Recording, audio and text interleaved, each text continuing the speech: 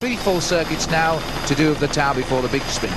As they went past the old Carroll's factory there at the top of Clanbrassil Street, it was Bernie Burns and Alan Piper who were the first two over the line. The 3 full circuits down the Fair Green Road now, Castletown River on their left, and do that full lap of Dundalk.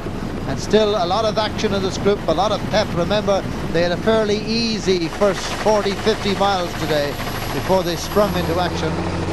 Eric van der Aarden, just there, bottom right of your picture, been twice a stage winner in the Nissan International Classic.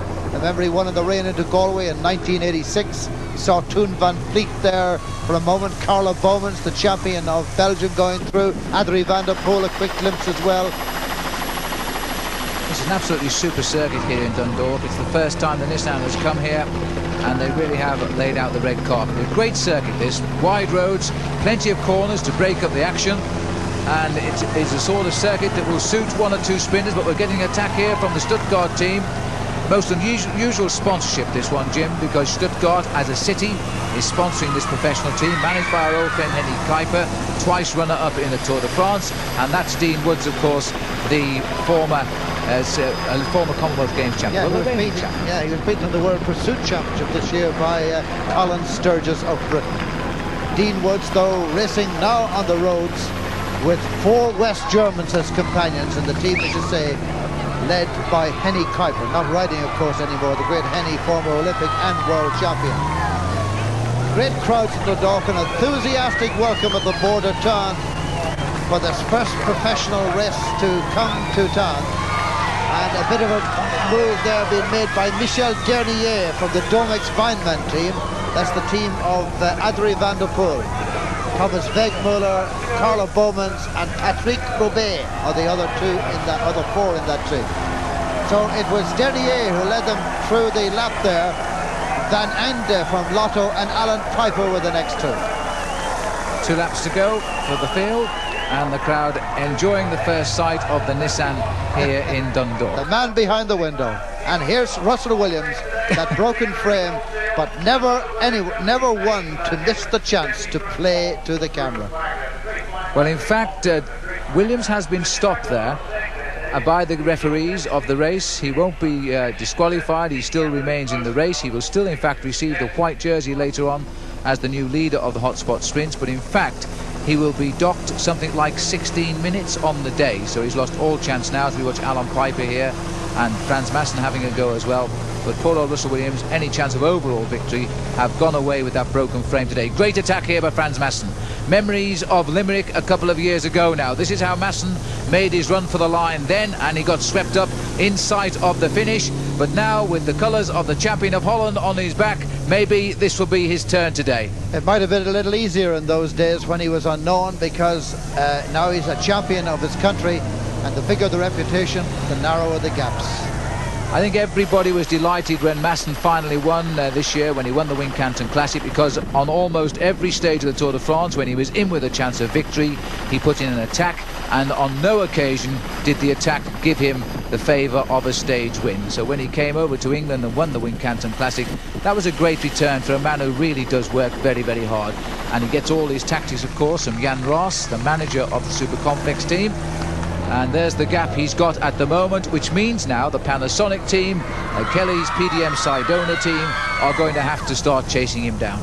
Yeah, somebody's going to have to do it now. Frans Maassen with a very good ride here. Just listen to the crowd, Jim. They're really enjoying this. There's marvellous enthusiasm in Dundalk. They've been congregating from early in the day, watching these powerful riders giving of their best. As we said at the top, there are 7 men who have won Tour de France stages in 1989 in this field. There are 15 riders who in all have won Tour de France stages in their careers. We have at least 20 riders who have won classics. We've so many national champions, and of course the great Sean Kelly himself. Well, that's Jacques Hanegraaff, who's joined Frans Maassen, winner of the stage in the Tour of the EEC just a couple of weeks ago. And he did that with a long, lone breakaway. It was a good attack that gave him victory there. So it's just a very typical move by Jacques. He's in the TVM TNT team that's led by Phil Anderson. Johan Capio, Jesper Skibby and Eddie Shearer are the other members of that. So it's Hanegraaff and Maassen together there. but the speed is on behind, and if they were ambling earlier on, Phil, there's certainly no sign of it now. The speeds are up over 40 miles an hour as they're back in main town Dundalk again.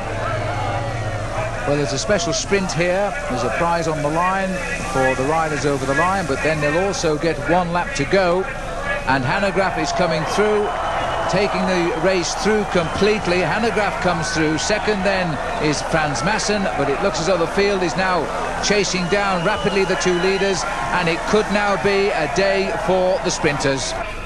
1 lap to go then. Just the stage win and the yellow jersey to be decided. Very vital areas indeed.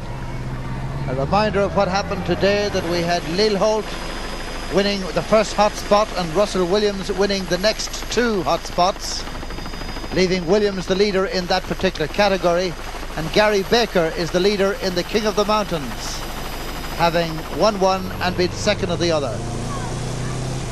Number 4 here is Gerrit Sullivan, and he sees some danger along the road, trying to warn everybody else. Yeah, there's the danger, Phil.